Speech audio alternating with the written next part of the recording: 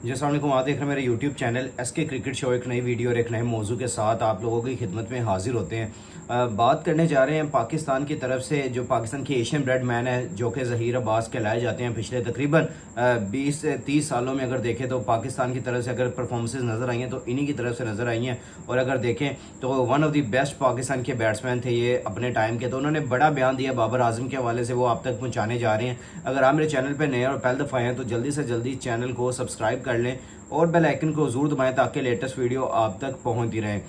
सबसे पहले बात कर लेते हैं हम बाबर आजम के हवाले से। बाबर आजम की जो करंटली इस टाइम फॉर्म चल रही है उस हवाले से पूरी दुनिया तो तबसरा कर रही है, हम लोग भी वीडियोस बना रहे हैं। इसके अलावा अगर देखें तो आपके जो सरहद पार भी लोग हैं वो भी इसके बारे में बात कर रहे हैं। और फिर थ्रू और जो इंटेंट नज़र आ रही है जो पूरी दुनिया में मॉडर्न डे क्रिकेट खेली जा रही है उस हवाले से अगर देखें तो बाबर आजम को काफ़ी तनकीद का निशाना बनाया जाता है। और वो इस वजह से क्योंकि उनकी जो एवरेज देख लें उसके ऊपर अगर बात कर लें तो फिर भी वो भी कम देखी जाती है। लेकिन अभी जो करंटली जो क्रिकेटर्स है उस हवाले से अगर देखें तो इनकी जो एवरेज है ओडीआई में खास तौर पे वो इनक्रेडिबल है। आप ओडीआई में तो उनको नहीं छेड़ सकते, लेकिन अगर देखें तो टेस्ट में इनकी जो पिछली 15 इनिंग्स हैं उसमें देखें तो इनकी कोई खास परफॉर्मेंसेज नहीं है। तो इस हवाले से भी देखें तो काफ़ी ज़्यादा तनकीद की जद में रहे हैं पिछले तकरीबन 1-2 हफ्ते में। जब से हमने बांग्लादेश के खिलाफ इनकी सीरीज़ देखी है तो इसमें भी बिल्कुल खातिर खा कोई इजाफा नहीं कर सके अपने कैरियर की बेस्ट इनिंग्स में। तो आपके सामने ही है कि काफ़ी ज़्यादा तनकीद का निशाना रहे हैं पिछले तकरीबन 15-20 दिनों में। और अगर देखें तो इनके बारे में अगर बात करना, यानी कि मैं पहले भी वीडियोस करता रहा हूँ और मैंने सोचा भी था कि यार ठीक है एक आपका प्लेयर है हमने उसको बैक करना है। लेकिन अगर देखें तो पाकिस्तान के लेजेंडरी क्रिकेटर्स अब उठ के बात करना शुरू हो गए हैं बाबर आजम की फॉर्म के ऊपर। अगर उनके जो करंटली अगर मैं एक दफ़ा पढ़ के आपको स्टेटमेंट दिखाऊं तो यानी कि सुनाऊं भी तो आप लोग ये यकीन नहीं करेंगे कि ऐसे स्टेटमेंट पाकिस्तान के जो इस यानी कि one of the best batsman के लिए आपके लेजेंडरी यानी कि एशियन ब्रेडमैन का जिनको खिताब हासिल है वो दे रहे हैं। वो कह रहे हैं भाई जो पाकिस्तान की तरफ से अगर बाबर आजम खेल रहे हैं तो अगर उनकी परफॉर्मेंसेस नहीं है तो आप उनको ड्रॉप कर सकते हैं। ये बड़ा बयान दिया है आपके जो एशियन ब्रेडमैन ज़हीर अब्बास साहब ने कि भाई अगर बाबर आजम की करंटली फॉर्म अच्छी नहीं है तो आप उनको डेफिनेटली ड्रॉप करें और उनसे कहें कि आप जाएं डोमेस्टिक खेलें, अपनी परफॉर्मेंसेस के साथ दोबारा अपना लोहा मनवाएं और दोबारा टीम में आके खेल लें। Babar Azam should be drop from the team if he is not scoring runs because he is our main because if he is our main batsman and he is out of form he should be out of team।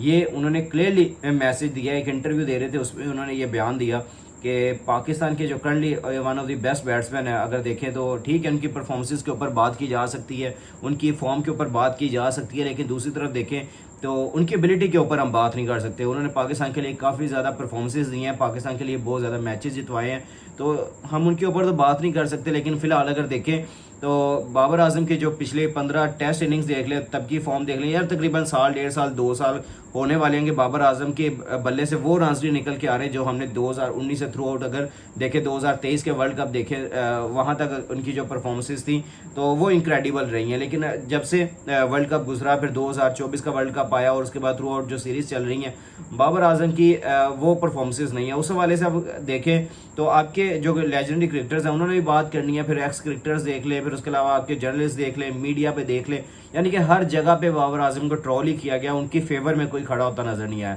किसी ने ये नहीं कहा कि बाबर आजम की अगर form गिर गई है या उनकी फिलहाल अगर देखें तो उनकी अगर ये इंटरनेशनल लेवल पे देख ले तो अगर उनकी परफॉर्मेंसेस नहीं आ रही तो हमने विराट कोहली को पिछले 3 साल से देखा कि उनकी फॉर्म नहीं थी और वो फिर भी करंटली खेली जा रहे थे, यानी कि कंसिस्टेंट तौर पे उनको चांसेस फिर भी मिल रहे थे इंडियन टीम में। लेकिन अगर बाबर आजम को देखें तो साल 1.5 साल से अगर उनकी परफॉर्मेंसेज नहीं आई हैं तो हम लोग यहाँ पे बैठ के बात करते हैं कि भाई उनको टीम से ड्रॉप कर देना चाहिए।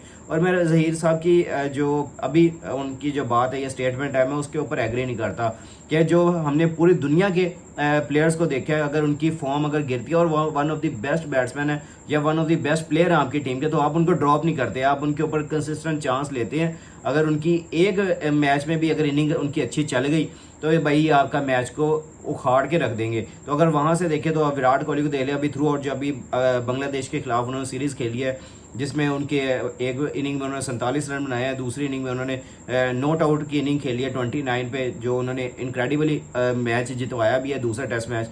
तो आप यहाँ से साबित करें कि विराट कोहली को हमने 3 साल पुराना देखा कि भाई 3 साल से उनकी परफॉर्मेंसेज नहीं आ रही थी और ना ही उनकी फॉर्म चल पा रही थी।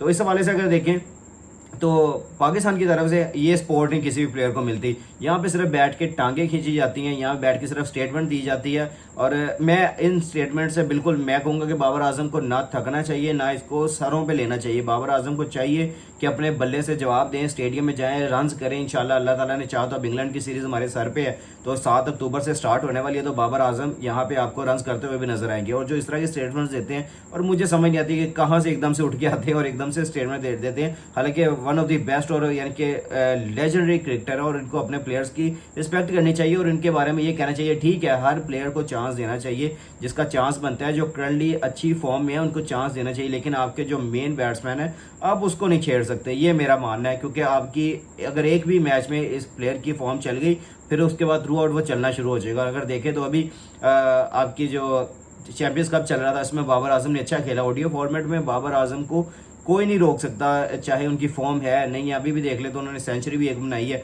इसमें आपके चैंपियंस कप में।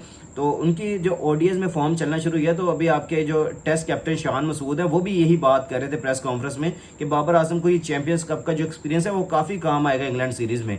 तो आपको इस लिहाज से अगर देखें तो आपको बाबर आजम के ऊपर थोड़ा सा एतमाद रखना पड़ेगा, थोड़ा बिलीव रखना पड़ेगा। एज ए हमें नेशन या एज ए हमें क्रिकेट फैंस हमें ये सोचना पड़ेगा कि अगर बाबर आजम के ऊपर थोड़ा डाउनफॉल आ गया है, हमने उसको लेके चलना है, हमने उनको इस तरह डिग्रेड करके साइड पे नहीं कर देना। जो कि आपके जर्नलिस्ट बैठे हैं और इस तरह के बड़े बड़े नाम बैठे हैं, मैं नाम लेके तो नहीं कहना चाहूँगा क्योंकि हर किसी का अपना अपना मौक़िफ़ हो सकता है, लेकिन मेरा मौक़िफ़ ये है कि आप लोगों के पास और कोई जरिया नहीं मिलता तो बाबर आजम का नाम लो, उसको डिग्रेड करो, उसको जिस तरह मर्जी कहते रहो। बाबर आजम को तो फर्क पड़ने वाला नहीं है। अलबत्ता आप लोगों का ये चलता है कि आपकी रोजी रोटी लगी हुई है, आप लोग बाबर आजम के ऊपर बात करके, उनके ऊपर इल्ज़ामात लगा के, आप उनकी फॉर्म को लेके, उनकी बैटिंग स्टैंड्स को लेके, यानी कि कोई ना कोई आप उनकी हरकत लेके, यानी कि उनके ऊपर आप बात करते रहते हैं, तो उस हवाले से आपकी रोजी रोटी चलती रहती है। तो मुझे नहीं लगता कि इस तरह के स्टेटमेंट्स पाकिस्तान के one of the best batsman के लिए देने चाहिए, जो कि आपकी टीम को लेके खड़ा होता है। अगर बाबर आजम चल गया, मैच ही चल गया, अगर नहीं चला तो वो मैच आपका बेशक हारा जाता है, लेकिन अगर वो टीम में नहीं होंगे तो मुझे नहीं लगता कि ये टीम कोई भी मैच जीत सकेगी या सीरीज जीत सकेगी, कहीं पे भी रुक सकती है। ये आप लोगों के लिए बड़ा आसान बात है कि बाबर आजम को ड्रॉप कर दो, लेकिन उनको ड्रॉप नहीं किया जा सकता। और वो इस वजह से क्योंकि वन ऑफ द बेस्ट और आपकी इस टाइम टीम की रीढ़ की हड्डी के तौर पे वो खेलते हैं। अगर वो आउट हो जाते हैं तो आपकी टीम पीछे से बिल्कुल ही लुढ़क के रह जाती है। मैं सीधे लफ्ज़ यूज़ करूँगा, अगर वो खड़े रहते तो आपकी टीम जीतने का चांस भी लेती है कि भाई हम आगे जाके जीत सकते हैं ये मैच। तो ये पाकिस्तान के लिए बैकबोन के लिए काम कर रहे हैं। तो इस तरह के स्टेटमेंट्स मुझे नहीं लगता कि देने चाहिए थे और बाबर आजम को डिग्रेड करना चाहिए। हालांकि वो सीरीज़ खेलने के लिए अब मुल्तान पहुंच चुके हैं और मुल्तान में भी इंशाल्लाह आपके सामने चलता रहेगा सारा सिनेरियो, तो इंशाल्लाह उसके ऊपर भी हम बात करते रहे। लेकिन मुझे ये स्टेटमेंट बिल्कुल पसंद नहीं है, हम इसके ऊपर कोई मुझे नहीं लगता कि ऐसी कोई बात करनी चाहिए। मैंने फिर भी वीडियो की सिर्फ इस वजह से ताकि पाकिस्तान के जो बड़े बड़े नाम हैं उनको ये समझना चाहिए कि पाकिस्तान की क्रिकेट को हमने ऊपर लेके जाना है, ना कि हमने टांगे खींच के इनको साइड वे करना है। तो ये आप लोग बेहतर बता सकते हैं क्योंकि आप वैसे भी उस सर्किट में रह चुके हैं, तो आपको पता होना चाहिए कि प्लेयर्स को किस तरह बनाया जाता है। आप नीचे कमेंट सेक्शन में अपनी राय का इज़हार ज़रूर कीजिएगा, दुआ में हमें भी याद रखिएगा। और जिस भाई ने अभी तक चैनल को सब्सक्राइब नहीं किया हुआ, जल्दी से जल्दी चैनल को सब्सक्राइब कर लो और बेल आइकन को जरूर दबाओ ताकि लेटेस्ट वीडियो आप तक पहुंचे। मिलते हैं नेक्स्ट वीडियो में। टेक केयर, अल्लाह हाफिज़।